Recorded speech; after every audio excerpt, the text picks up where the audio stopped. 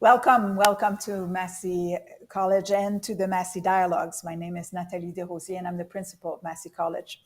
Pleasure and privilege to be here with you and to our folks that are online listening to this dialogue on the urgent need to know science and science communication in the COVID-19 era. I want to acknowledge that Massey College is built on Indigenous lands, the lands of the Yonwanda, the Onoshoni, and it is the treaty land of the Misses of the Credit. I want to acknowledge our duty of stewardship toward this land and the great privilege that we have to continue to be here. I'm joined today with a fabulous panel to talk about this issue. We've had many Massey dialogues on COVID, as you would expect. We've talked about the impact of COVID on inequities in our society. We've talked about the impact internationally. We talked about the management of borders. But today we're talking about science communication. And so let me just introduce our panel and then we'll get right to it. So we have with us Carolyn Tuohy, who's a professor emeritus of political science, distinguished fellow at the Monk School of Global Affairs and Public Policy. She's a senior fellow at Massey College as well. Her work is on comparative public policy. Her most recent book that has a discussion on the Massey Dialogue that we did as well was on remaking policy, scale, pace, and political strategy in healthcare reform. And she's now working on a book on the importance or narratives in policy.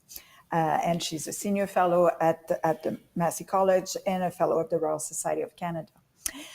Beside her is Arjumand Siddiqui. She's a social epidemiologist, professor, division head of epidemiology at the Dalai Lama School of Public Health at University of Toronto. She holds the Canada Research Chair in Population Health Equity. So her work is really about health inequities and trying to document them, understand them better. And they were so prevalent during the COVID era. We learned another, and I know that you've been advising governments, both the Government of Ontario, Government of Canada, and the World Health Organization. And now we have junior fellow, Leighton, graduate, Western University with a Bachelor of Science. He's now enrolled as a medical student at University of Toronto. Avid volunteer on mental health and 2SL LGBTQA+. He's an entrepreneur, innovator, a researcher, and a writer, and really has been a really advocate. It's always wonderful to have you here, Leighton. And online we have Wency Leung, who was the health reporter at the Globe and Mail. She was the Webster McConnell Journalism Fellow at Massey College last year, and she has been covering COVID-19 pandemic for a long time, since the pandemic. And she says here that she was ecstatic that it was finally under control, but now we worry again. So welcome, Wency, to have you here. Let me start with this question. Why do we need to talk about this now? And I'll start with you, Arjumand. Why is it important that we talk again COVID-19 and science communication? Thank you, and thanks for having me here. So I think there are a couple of things to factor in that make it an important conversation. In the first place, things are not over, and we're still in a place where we should think about how we are communicating, where we are in the pandemic, how we're communicating risk, and how we're communicating mitigating risk. The second point is that we obviously have been through one of the main challenges that we've experienced as a society and as a world in a very, very long time. And that challenging situation required us to mobilize institutions in the service of our well-being. And so to reflect on how that has happened so far, how it might happen in the future will serve us as we move forward. And I think finally, there's sort of a sort of nice thing to do, nice sort of thing to do as a postmortem on Yes. anything, as a sort of just an accountability mechanism, just to have these discussions, to see what happened, just on the face of it, just for its own sake, just to sort of have a clear accounting of how things went. A little bit of lessons learned, what went well, what didn't go Indeed. so well, you know. Why, Carolyn, why were you interested in participating in this dialogue? Well, I think that just to follow from what Arjumand has said, the experience of the pandemic and certainly the initial phases jump-started a whole new era in science advising of governments. We're thinking about it. We're thinking about it more. We're thinking about it in different ways, and it's really important that we establish a common base of expectations about what science can do, what it can do, what the relationship between science and policy is. We had to negotiate all of that in real time, very fast, and unfortunately not fast enough. It was only in June 2020 that the Ontario Science Advisory Table was established. Now think about that. We went from January to June. The consensus modeling table was established in the interim, but still, that was a period in which the disease was rampant. We weren't, as policymakers, we were not understanding the basic dynamics of what was going on.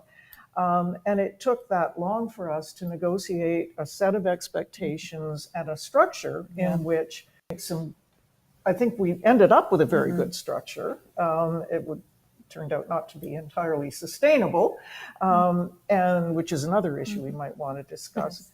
But it really is critical that we learn from this period so that the next time we're not negotiating in real time and taking 4 or 5 months to get the advisory structures. What about you, Leighton? I mean, how did you see it? I mean, you're obviously now you're a medical student, but you were a science student before. How did you see the science communications being rolled out from perspective of mostly a consumer almost of healthcare information? Yeah, no, I think a really good point there in that, like, I had a very unique perspective in that largely I was kind of receiving the information as a consumer, as a public citizen, right? A student completing university, but I also had that background knowledge in science that let me have a little bit more insight in terms of, you know, what was being discussed and the information that was being shared. And I think through that, and then through my interactions, you know, with my family and with other, you know, classmates who, for example, weren't necessarily from a science background, I was really able to, I think, get a really unique understanding of how important that communication is between kind of science advisory and that policy side, and then how that gets translated into practice.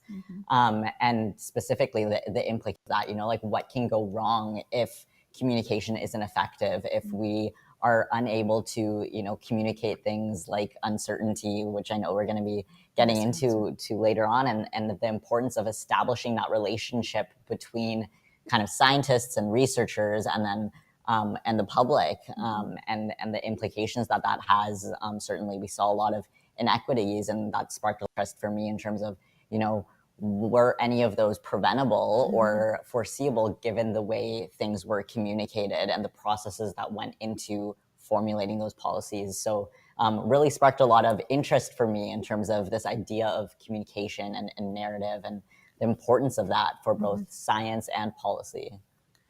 What about you, Wency? What, you know, you lived through reporting daily on the pandemic. Was the communications effective? You know, did you have access to the information that you needed to be a good health reporter? In a sense, yes. And I think actually, you know, having that science table there was really important for being able to reach out to get some answers. Like as a reporter, I was kind of in the role of being sort of a proxy for the public and trying to answer questions that the general public would have.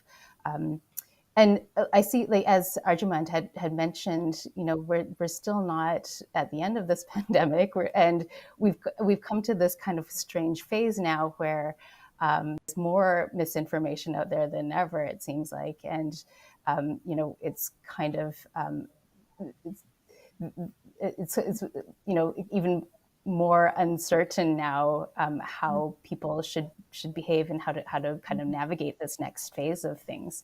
So in that way, I see science communication is all the more important now to revisit. Well, I mean, I think that's where I wanted to go as well as uncertainty. I mean, science is not is a process of discovery of truth. It ebbs and flows. But it's hard when people are scared to communicate uncertainty. People want to know, they want to debate. People had to manage. I remember people had to manage their own behavior, assess other people's behavior, be angry or not angry to other.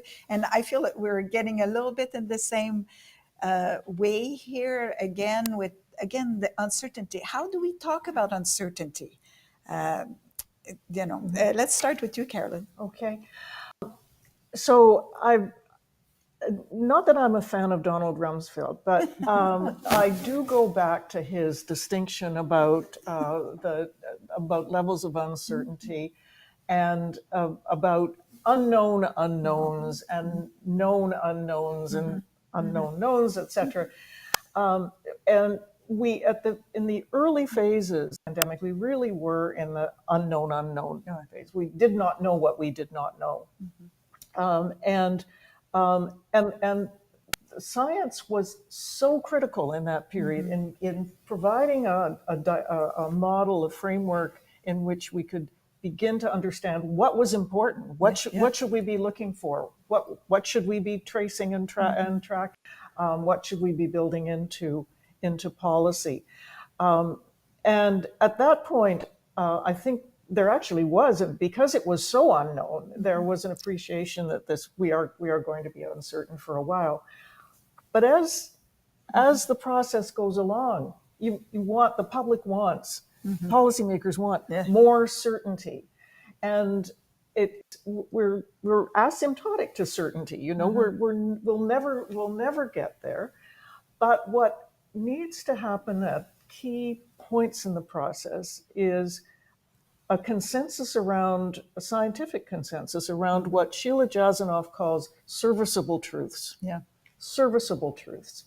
This is not the end point of science inquiry. There will always be more modeling, there will always be more data to acquire. But we have to get to a point where there is enough scientific consensus that there is a platform for action, a serviceable truth. And if there's one thing we needed to appreciate in the early days of the pandemic and didn't, it's that concept of a serviceable truth. I think this experience has educated us in that regard, but that's one of those expectations that I think need to be built into the process as we go forward. There will always be dissent. We should not expect that there won't be dissent. It's part of the journey of scientific inquiry. But we also have to be confident that scientists are able at key moments to provide serviceable truths. Arjumand, what did you think? What are the lessons learned? Like what went well, and what didn't go so well? I mean, we talked about the time it took to establish that consensus or that credibility that we attached to that consensus. Was that problem that the science was not organized to play that role, or what do you think? Yeah, it's a good question. I mean, I think if I were to reflect on it, I think it just took time for the right public health institutions to establish that they were going to lead the process, and for the public health and the medical community to understand what institutions could actually take on leadership. And so the uncertainty around that was, I think, really palpable, and what led ultimately to the development of the Ontario Science Table. And I think, going back to Carolyn's point about serviceable truths, I think it's probably the case that one of the big lessons learned in this endeavor is to have an orientation toward serviceable truths. Now, mind you, I think we'll probably have to problematize serviceable for whom, and so on. But I think Carolyn's orientation to this idea that science happens in lots of ways, it is asymptotic to the truth. It's not that we're ever going to have finite answers. We'll always be able to know more. But to be able to understand how to communicate what we know and what we don't know, and the uncertainty, and to have the trust in an institution to be able to do that, I think is part of the critical onus on scientists and on government and on institutions. In other words, part of, I think, what happens with uncertainty is a trust issue. Yeah. So in some ways, the public is relying on a body like the Science Table to take on the uncertainty and to navigate it, and then to communicate to them. And I think, honestly, it's probably not very difficult to take the uncertainty as long as there's a trust that you're being communicated to in a transparent way. And so that combination, I think, of trust issues plus uncertainty is probably a little bit too much, particularly in a pandemic situation. Is it different than climate change? Is the question. I mean, that's another area where there is a serviceable truth, and how come that the university or the scientific community is too isolated or too individual, does not have that ability to come together and develop these consensus easily or communicate? Is it a problem of communication or a problem of governance? I'll stay with you, Arjumand, and then I'll go to Leighton. In some ways, the issue of climate change probably should be more like the issue of COVID, in the sense that there is an urgency that I think we somehow have escaped. So from the outset, I would say they did look different, but it's not clear to me that they should look different. I think Carolyn's point about not knowing what we don't know did make COVID a little bit different than climate change. And I think the other thing, on the reverse side, I think we've done a better job with climate change of understanding that there are implications for the economy and for health and for the environment in ways that I think we didn't take on sufficiently in terms of the institutions who are responsible for conveying, producing, but more conveying COVID-19 knowledge. So what about you, Leighton? Did you think from a student, much more knowledgeable than the average public, did you understand better what was going on, or do you think that you have a better understanding of what's going on COVID and was it appropriate? Did you feel like you had all the information you needed? Yeah, I want to come back to what Arjumand, you brought up in terms of trust, and that's exactly where I was going to go with this conversation. So I'm really happy that you mentioned that, because I think really fundamentally it comes down to individuals being able to trust the information that they're reading. And yes, we do kind of turn towards these advisory tables to take on a certain amount of that uncertainty and in a sense bear that burden for the public.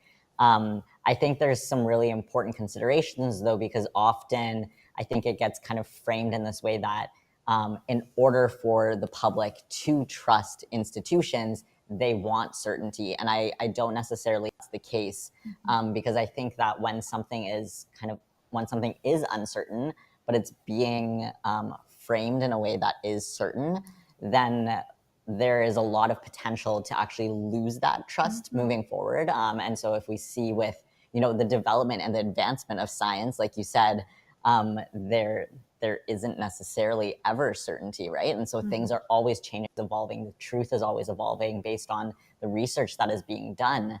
And if information presents itself that then kind of renders a change, and institutions then have to backtrack on what was previously communicated in a certain way, then that's where the trust gets broken. Whereas if you're from the outset communicating uncertainty, and yes, you need to do that, very responsible way, and not just kind of saying like, we have no idea what's going on. But if you're able to frame transparently what steps, what information is being considered, how things are being conveyed, how decisions are being made, what information is currently available to us, and the fact that those things might change moving forward, that you're able to build a lot more of that foundational trust so that in the future, you're able to evolve, you're able to adapt as things go forward. And so I think that communicating the uncertainty is actually what builds the trust rather than kind of trying to convey a false sense of certainty. So that's one thing that I just wanted to build off of what you had said. In terms of your question more directly about like whether the information was available to us or to myself from like more of a citizen perspective, I think this comes back a little bit more to the skills of communication and a distinction between, an expert's knowledge and understanding versus a layperson's knowledge and understanding, and specifically in terms of like literacy, health literacy, the language that is being used to communicate things. And so I think it's really important from a scientific perspective, from a policy perspective, in terms of how things are being communicated, the language that is being used, because if something is being communicated clearly using a language that is not understandable, I don't speak French. So Dr. DeRosier, if you were to start asking me questions in French, you might be making complete sense and you might be communicating the truth as we know it right now, but it wouldn't be understandable to me and it wouldn't be useful information to me. And so I think we need to consider that as well from a scientific perspective, and then not just in science, but then also looking from an perspective across different communities and across different cultures, considering different historical perspectives. When you think about things like how vaccinations have historically been rolled out with Indigenous communities, with research trials that were very inequitable with Black communities. And then that needs to also frame how we are communicating things right now about things going forward. Obviously, a very complex and nuanced topic. I mean, we'll have to deal with this. To me, I've been thinking that we almost need a human rights framework for public health. It's not sufficient to simply say trust us, and I want to go back a little bit on this idea of trust, which means that we should believe that these science tables are doing a good job, but we don't know much about it. Like, who should be on it? What type of accountability should frame these? What's a good science table is what I want to say. Maybe I'll start with you, Wency. What would be a good science table? Well, I guess from a journalist perspective, a good science table is a science table that is willing to answer journal questions and be and like I kind of joke about this, but it is true. I can't emphasize enough how important it has been to have to be able to have scientists who will pick up the phone and offer answers to people's questions without, not just sort of like the boilerplate kind of political answers. But I guess, yeah. So like in answer to your question, being open to speaking with the public I think is really important, and also as we've mentioned earlier about inequities. I think it is really important to have people on a table are representative of representing different communities and populations within the province, and to be able to sort of speak on the inequities too. Yeah. So I want to continue. Who should be on these type? I've been reflecting on that a little bit about we need to prepare for the next one. So we have some, we're lessons learned. We're talking about this, but if we're going to trust that we have the right instruments, the right organizations, the right governance. For example, should there be social science at these tables or not? Should there be specialists in communications? Or should it be a little bit more the scientists that need to reach that consensus? What do you think, Carolyn?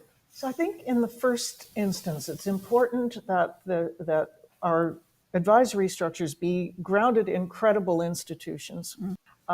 And that there's a tension here because that the credible institutions of science are typically academic. But that needs to be balanced. And of course, there need to be robust connections to the policy process. But I think the grounding need in a credible institution outside government. But that institution needs to be open, not only representative, because you'll never be able to represent all the relevant perspectives on any functioning table or advisory structure. But it needs to be transparent. It needs to be open to public dialogue, and also the terms of reference need to explicitly reference equity concerns. And yes, of course, as a social scientist, I think there should be social scientists represented everywhere. I think I seriously, yes, I think this is an important point, because there were assumptions made about behavior that were throughout the pandemic. This was not just true in Canada, but in other countries that I've looked at. There were these kind of implicit narratives about how the public would behave. This concept of lockdown fatigue has no particular basis in behavioral science, and yet it became a key constraint on public health measures. The concept of so-called herd immunity, was in large part a media construct. It was not a deliberate goal of any organization, any government that I've looked at.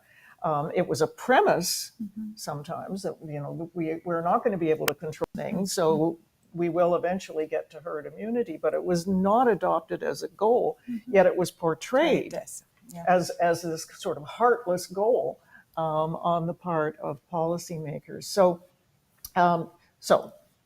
grounding in a credible institution, transparency and openness to public dialogue, representation of a broad range of disciplines, and also a core group, but if you will, a kind of reserve corps of experts that can be drawn on, and that are reserve corps in the sense that they know they're likely to be drawn on, and they share the expectations, the fundamental expectations about how the process is going to work. So. Well, I'm a lawyer. And when I was listening to you, I thought, well, courts are places where we want them to be independent. We want them to have credibility. We want them to be open. We want them to have a process of selection that they're representative. Are we now creating these science table with similar expectations that they will have sufficient power to make decisions that will affect all of us? But you think, no, that's not the same. I'm sorry to leap in. That's it. And then I'll go to that is not where decision-making appropriately rests. Okay. We're talking about science advice, and we are not electing the scientists. We are not holding them publicly accountable through the mechanisms of the legal mechanisms of government. They are accountable. They are accountable to their peers. They are accountable broadly to the public through transparent processes. but and they exchange with policymakers, and it's always a somewhat porous area, the boundary between science and policy. But the ultimate decisions are made by the politicians, by those who are publicly accountable through the elected institutions of government. But If I let's can continue. just jump in, sorry, if I could just jump in for a second, just on that point, and I think it's kind of important to spell out, as Carolyn mentioned, the science table's purpose was to give advice to the government on how to make policy. But I think what it kind of gets lost in the communication too is what the policy goals are meant to be, and I think that relates to what how much people are trusting in the science is the issue of like what are the end goals here, which what research is relevant to where we actually want to go, and if we don't have that roadmap, like if we don't have that that sense of where we're aiming, what we're aiming for, I feel like people will be, like Leighton mentioned, people will be okay with uncertainty up front, but we from the public too, we also want a sense of where are we going, where are you taking us, and without that, I feel like the wheels can kind of fall off the bus a bit. So what about you, Arjumand? Yeah. What do you think, who should be on these tables, and what type of accountability is appropriate to ask of them? Yeah, it's a good question. I do think they have to be highly accountable. I worry a little bit that we are thinking a little bit on a short time horizon about how trust and accountability are developed. Yeah. And I have a feeling that part of what's happening is that we're trying to activate trustability in a moment when actually it's very tied to what's happening in society in general, who has opportunities to be in these positions, how education and so on are distributed. So to Carolyn's point, you could never really represent everyone, but you could have a state of affairs, a state of being where everyone feels reasonably confident that there's equality in access to opportunity. And that inspires, I think, confidence and trust in the process and in the body that's being housed. I actually had another thought about who should be on the table. Again, Carolyn made this really great point, which is you can't possibly have everything represented all the time. I think the fact that we didn't social scientists represented was a huge mistake. But I think more generally speaking, there will be moments in the future where particular expertise is required to be mobilized. And Carolyn's excellent point of having a reserve of scientists is great, but I would one-up that and say that in societies, I'm with many of them and many in the audience, societies have major intellectuals who are really good at figuring out what we need to know, even if they don't know it themselves. They're good at looking at a situation and saying, you know what, we could really use this perspective or that perspective. And in some ways, having and mobilizing key people in your midst have that broad perspective about various topics, who are sort of, intellectual entrepreneurs, who are kind of, really well read and very well, kind of networked, and have this understanding of what kind of science is out there and what kind of ideas you might bring to bear, would be a really powerful person to and have. what are the gaps in research? Absolutely. But they also need to be able to work together on that table.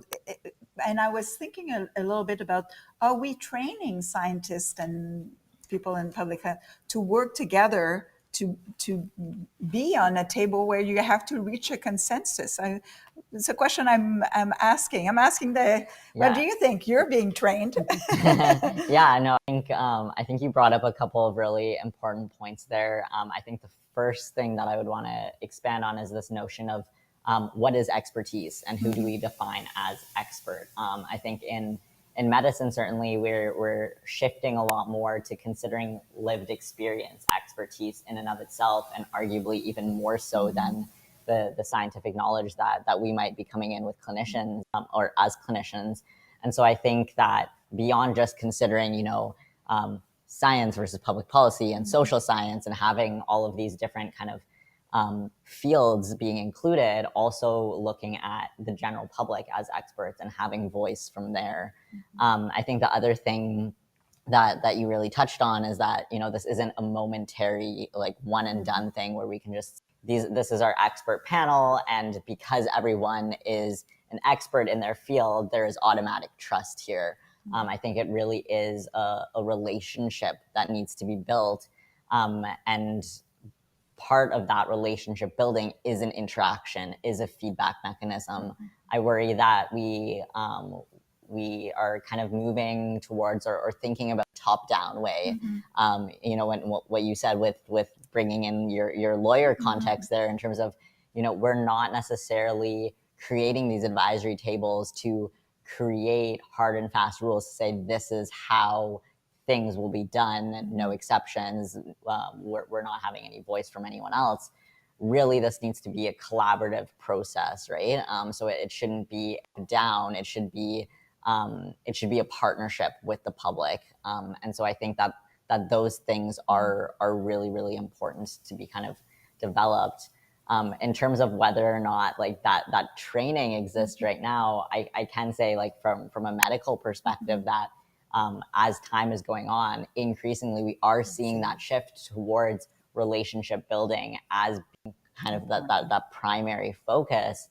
I think it's hard to translate that into a larger context. It's one thing when you're sitting across from a patient and it's a one-on-one interaction, but when it's, when you're talking about public health and you're kind of more at that governmental level and advising an entire public, an entire country, an entire world, how is that translated? And I think that comes back to a lot more of those higher level kind of communication skills rather than those interpersonal skills.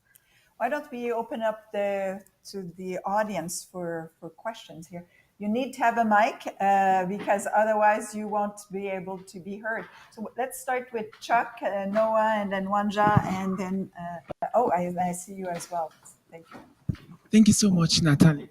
Can you hear me? Speak up. Yeah. Thank you so much. And I think this is a very important conversation. I just want to comment very quickly on one aspect, which is the communication from the scientific perspective. I do think that at the onset of the pandemic, the scientific community was communicating effectively. The problem is that the city and the public had an expectation of certain communication amidst uncertainty. And there are due processes and due diligence that we have to follow to convey those kind of information. For example, we wouldn't come early on to say, oh, this is actually when the next variant will come out, or this is the therapy that is most effective. Most of those drugs are still on trial, and it's very difficult to come and say that a certain drug will work most effectively if we do not have experimental results. So I think that in terms of communication, what I think needs to happen and change is that there has to be an ad hoc group that is focused on drug development for infectious diseases within any country or nation specifically, which, for example, in the US now the NIH treatment guideline. And these people synthesize data coming from clinical trials to say that based on the data we have now, these are the drugs that are most effective. Now, what happens is when you're looking for a certain communication or a certain outcome amidst uncertainty, whatever data that appears certain becomes the true representation of the result. And that's not the case. And that was what we had with hydroxychloroquine and chloroquine early on, and a number of other drugs that were being repurposed because people came on and said that those drugs were effective. So I think within the scientific community, we tried as much as possible to communicate effectively. But what needs to happen in the mainstream media is that we need to now bring science and make it much more communicable, within the mainstream, that people relate and understand what goes through drug development and aspects of managing infectious diseases. So this is a comment, but I think the gist is it's not just learning to communicate the media. And maybe I'll ask Wency, are you equipped to understand the science well? You know, did you feel, not yourself, but did you feel the media as an industry has enough scientific knowledge to be able to do its job? Oh, that's a tough question. I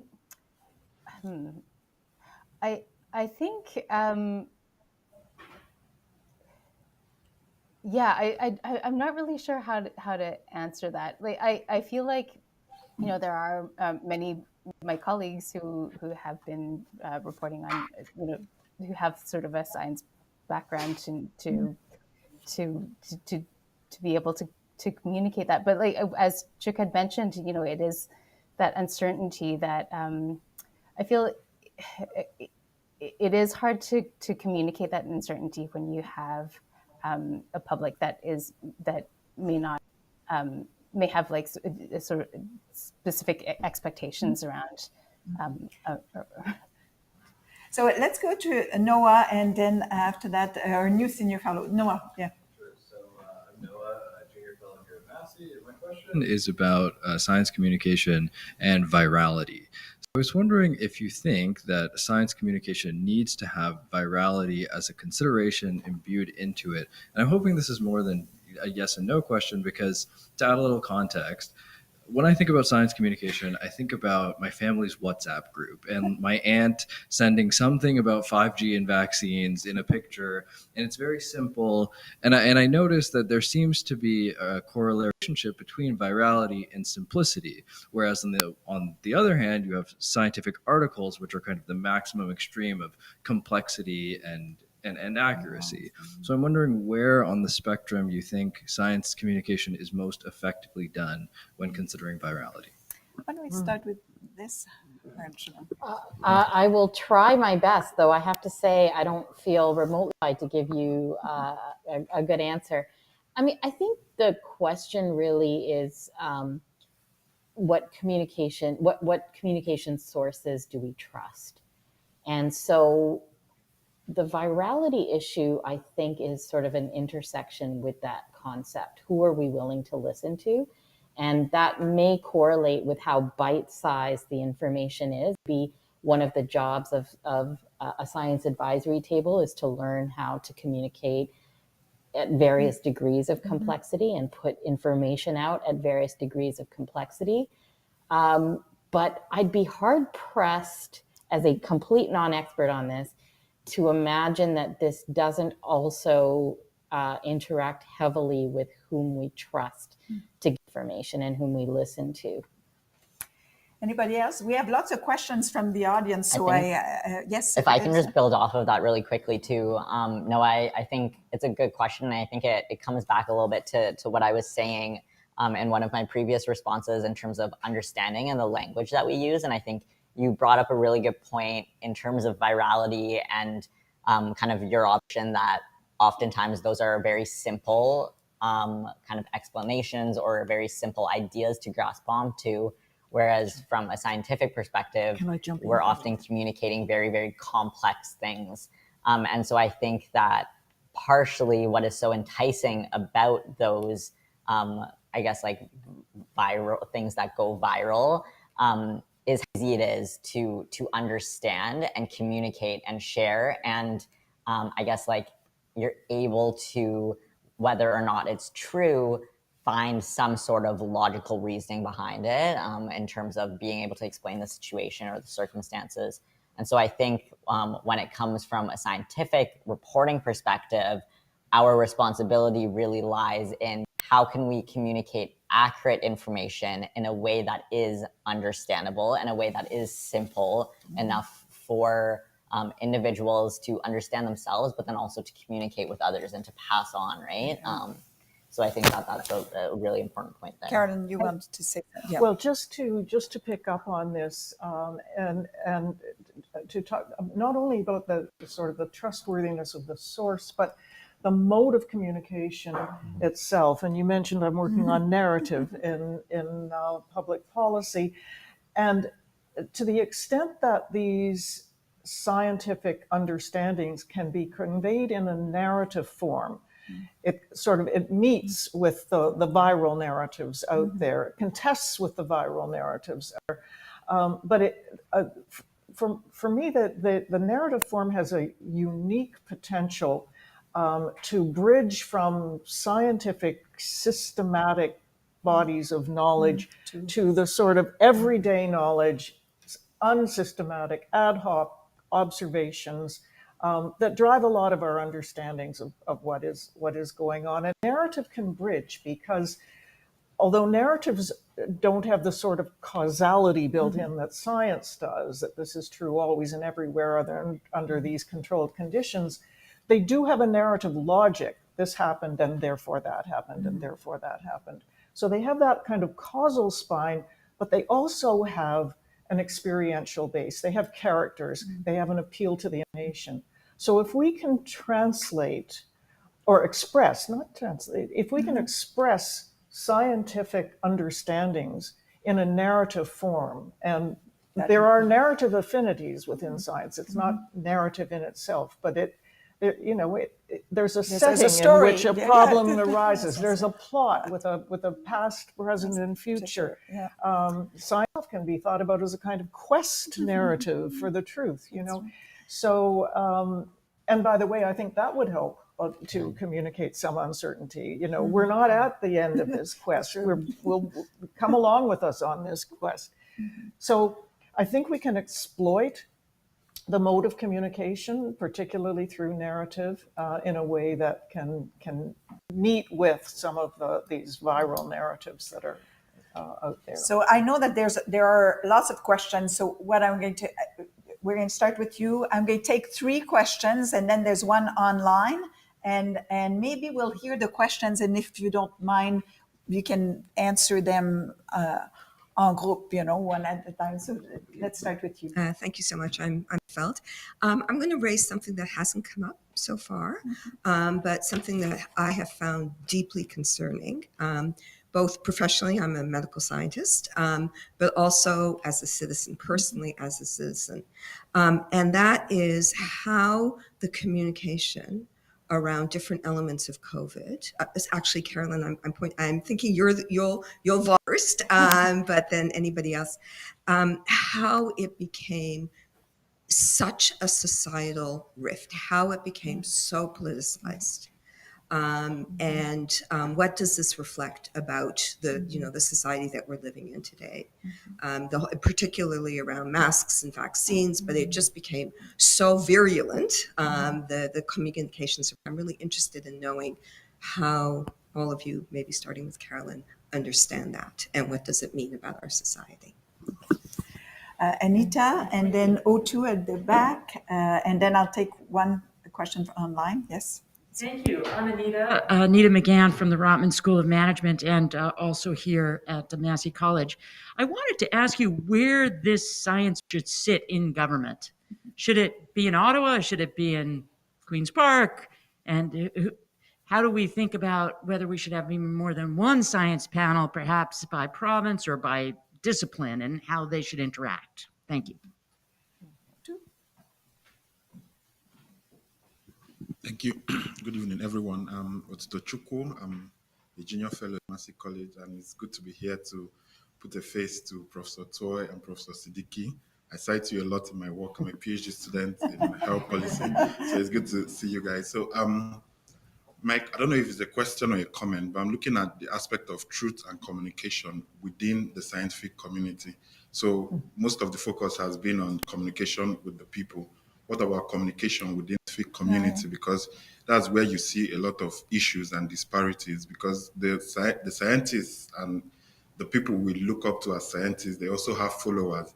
And then scientist A has a different perspective to scientist B, and scientist B's followers feels that scientist A is saying the wrong thing. So when do we begin to see that cohesion and cooperation between the science in order to get us to that level of actual truth? Because when you begin to look at it, it just seems like science and scientists are becoming selfish. They just want to maybe publish or just want to be the one to take all the glory. When do we come together to, everybody you bring your perspective, we put our heads together and come up with, the actual truth. We also see it in policy. There are a lot of frameworks, and then you just see that they are just reactive. You don't see these people coming together to pull together a comprehensive framework that you can apply everywhere and get to what you're looking at. So I want to know your perspective on that. And then secondly, on epistemic, injustice. So we don't look at the people as knowers. We just do research and then push it onto them. We don't want to look at what do these people know about this thing? How are they, putting up a defense against these things? Because from the perspective of the people, you can also get, a few perspectives that can help the science community. Thank you. Thank you. I'll get the online question, and then so it's Melcap. Should advice from civil be public or confidential to government? Do they advise the public or do they advise the decision maker? So we have several. Where should they sit? Where should they be? Whether they speak confidentially or not? How come it became so polarized? And is there some lessons learned there? And finally, the question about how do we communicate the scientific community and engage the public and so on. So let's start with you, Carolyn. I knew that would happen. That's it. Let's see. Where should these tables sit? Well, this is a federation after all, and so this is going to need to be a distributed process. Ideally, however, a networked process, and I think there's a particular advantage here over some other areas of federal, provincial, territorial relations, in that the science community itself can provide those sinews of connection across jurisdictions. And to some extent that happened in COVID, but it can be much better fostered and organized. I mean, we had a model federally of networks of centers of excellence that had certainly needs to be fine-tuned at least, but on something on that model where these tables do sit in the jurisdictions but are networked, and that is facilitated further through the science community. And I guess I better stop there. And I would like to, confidential or not? Oh, so confidential or not. So it needs to be confidential in the first instance, but very soon after there has been a decision made, the information should be public. Okay. This is a model that is used in various jurisdictions, and so there's a sort of, if you will, embargo period in which the advice goes to the government. Becomes the basis for a decision, but then government knows that this advice will subsequently be disclosed. So if you disagree, it will be but not in advance of the decision. Yeah. What about you, Arjumand? Take on some of these comments? Yeah, I do have lots of takes, and I'm happy to see one person cites my work, so I appreciate that. And hi, Mel. Let me answer the most straightforward one first, which is Anita's question. The only thing I can say, sort of somewhat confidently having gone through this, is that I think wherever it sits, it has to have real and perceived to be seen as being distant from some political process.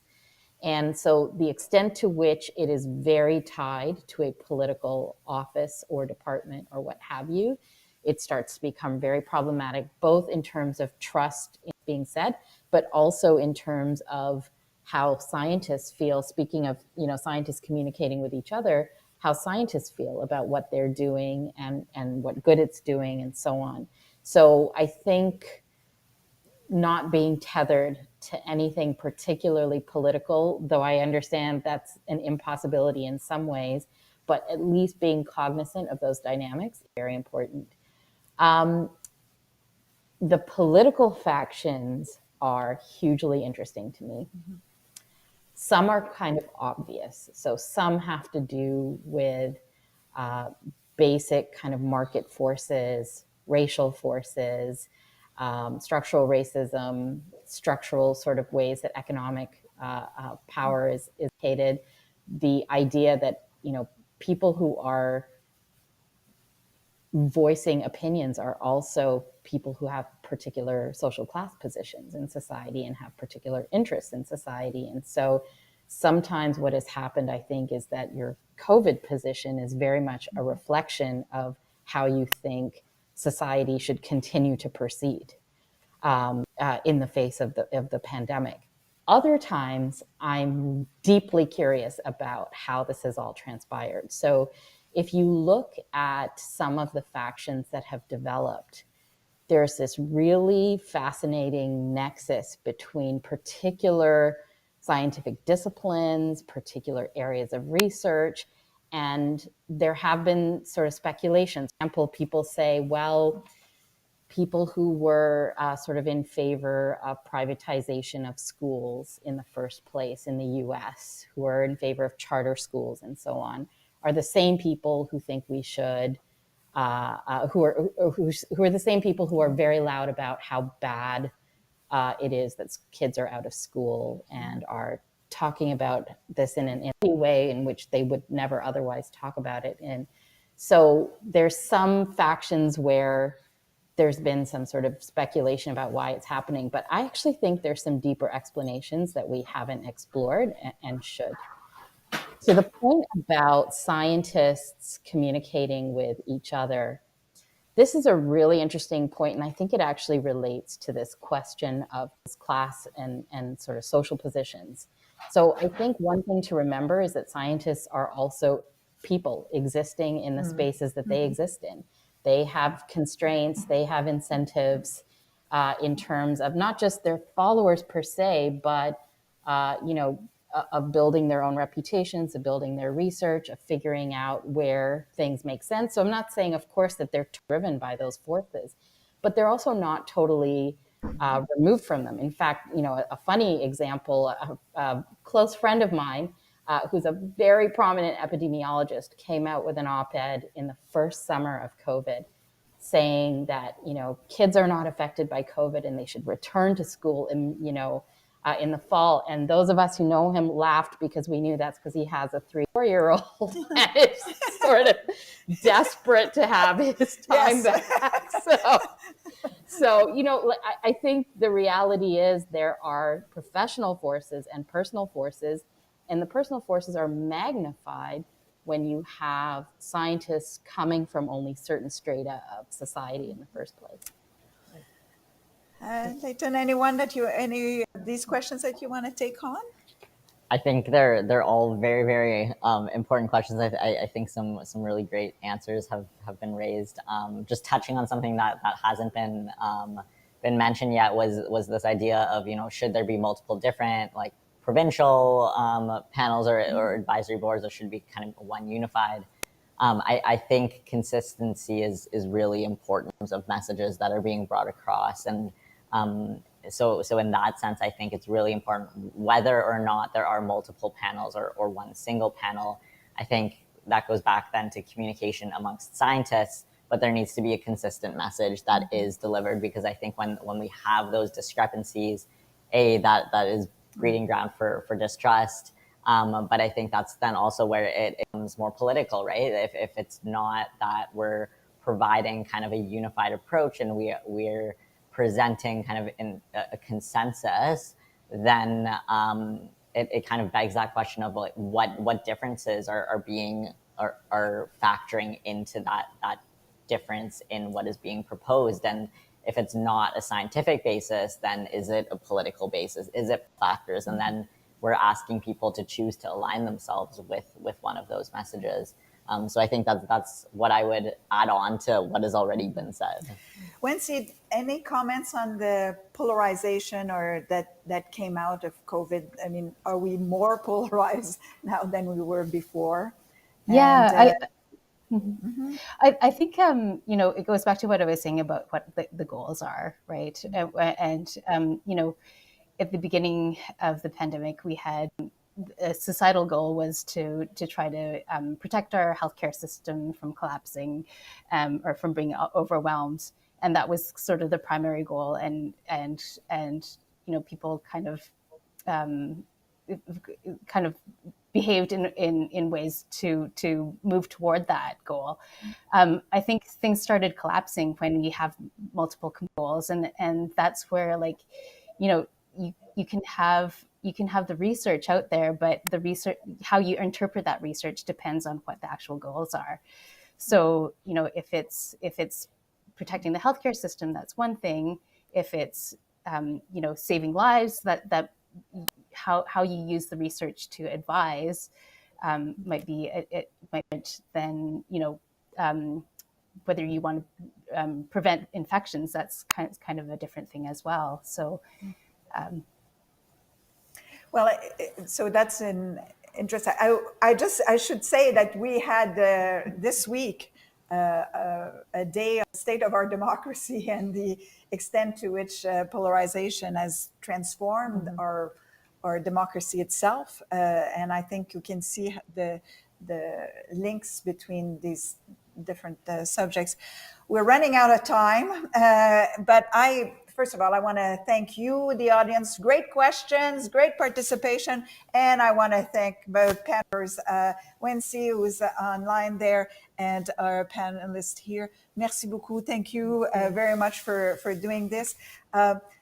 I was skeptical about whether we really wanted to talk about COVID again, but now I'm convinced that it is more important than ever that we continue to investigate what went on, what we've learned, and how we can do better. Thank you.